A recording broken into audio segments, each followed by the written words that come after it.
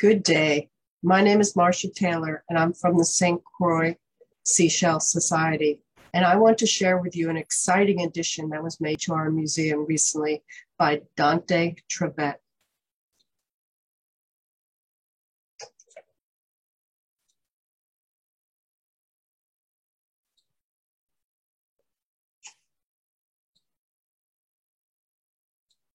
Dante works for the Sea Turtle Monitoring Project conducted by the Department of Planning and Natural Resources, part of the Virgin Islands government. He routinely patrols the beach at Sandy Point on the west end of the island of St. Croix, U.S. Virgin Islands.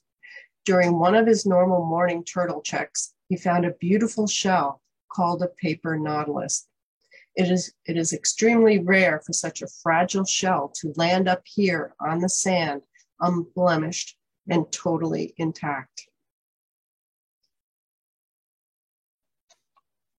The name paper nautilus comes from the fact that it looks like a nautilus, but it isn't, and that the shell is paper thin. It is also known by the name argonaut.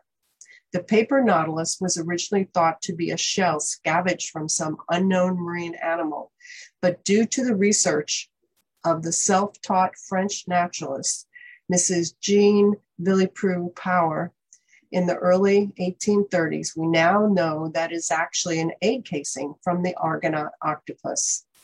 Unlike most octopus, the paper nautilus does not stay on the bottom, but swims up in the water column. For a decade, she studied the argonaut, first in the calm bay near her home in Italy.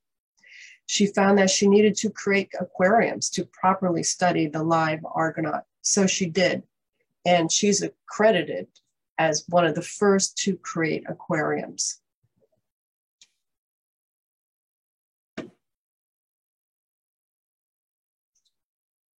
Through her studies, she was able to watch the female octopus create egg casings and make repairs to them as needed.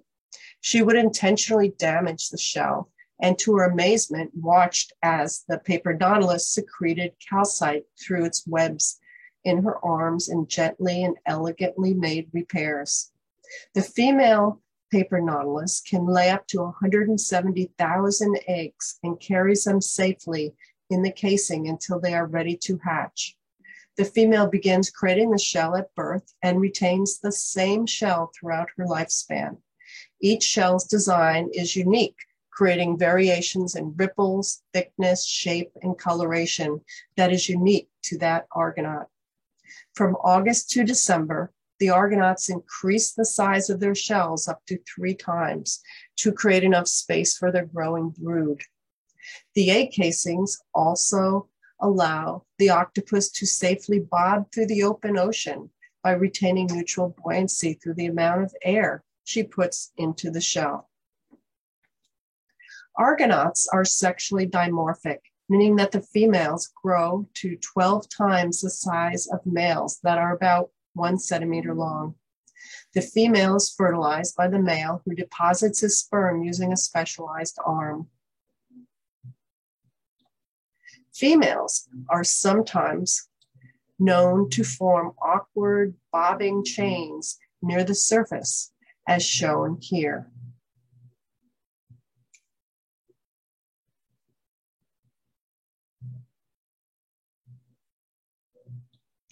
Although these creatures are rare, they are not considered endangered. They eat sea slugs, crustacea, snails, and small fish. Mrs. Jean Villepreux-Power has been credited as the mother of the aquarium and was one of the pioneers of true naturalist study. The theory she used in studying animals was, you look at the animal and let it explain itself to you. You can see this beautiful shell shown here that Dante found on Sandy Point at the St. Croix Botanical Garden in the seashell exhibit. If you want more information about the St. Croix Seashell Society, visit us on Facebook. Thank you.